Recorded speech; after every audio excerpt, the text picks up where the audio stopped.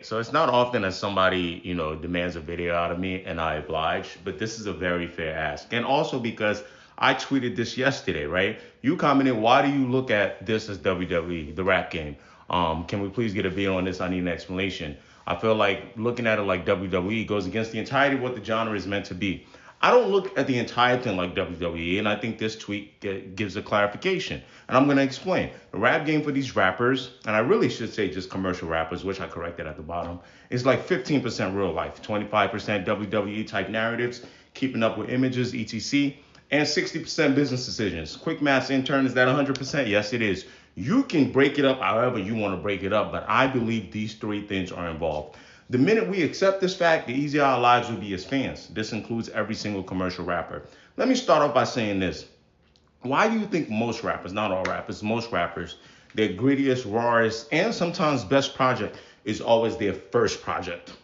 Or like their first like mixtape coming from the underground? Because it's when they have less business decisions to make, right? If you work with an engineer, might talk to a DJ here and here. Label just got up on you. Label just got up on you, right? They have less narratives to worry about from the journalists and the fans because you got a smaller fan base. Not that many journalists see you as like for content, right? And then most of it is your real life. So it's not that these upcoming rappers on their first album don't have these things to worry about, but you'll notice on that first project, the sort of the pie is it's cut up differently, right? But the minute you get into the game and you're a super commercial rapper and you are a business, first and foremost, as far as you yourself, then you're a business under a business. Things change, you know? So if you came in real life, you used to move work, you used to be a teacher and or whatever the kid, you used to be a broke, poor, homeless kid from Michigan, that real life thing is changing. After your first, second album, after your first album, you got to advance. You got $5 million in your pocket.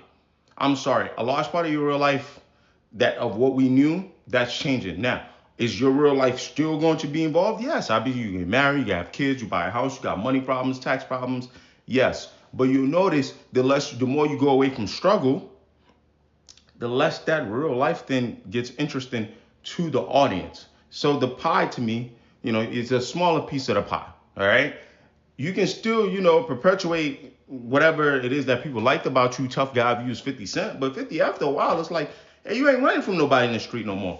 Then that's where it connects to the narratives and keeping up with the images, etc. And I think that's up to us fans and the journalists and things like that. And at this point now is you're not a victim of you're not a victim in a product anymore, right? At this point, you've got a little bit of money, you got some connections. Now it's all about what the narrative is about you. You kind of lose a little bit about, oh, this is the guy that got popped 9 times. He's up. Now it's like everything you're doing is a microscope on you.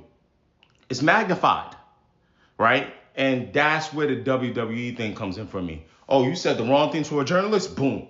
It's a narrative. That to me is not really real life. Oh, someone showed up at your house and you closed the door. That right? It's all narratives. You said this on a record, the fans got upset. They think it's a diss, and you diss this person and diss that.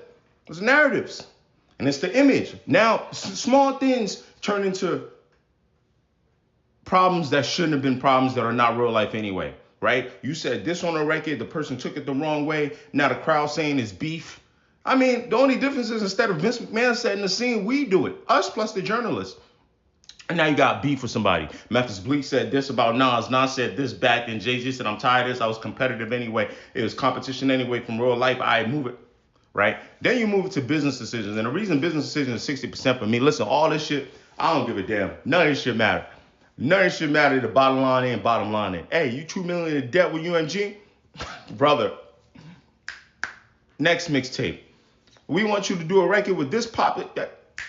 Next. We want you to drop 2 out. Next. Now, obviously, with business decisions, you're trying to put yourself in a place where you have more leverage, right? And with that said, that's why I put 60% because even the rappers that are not,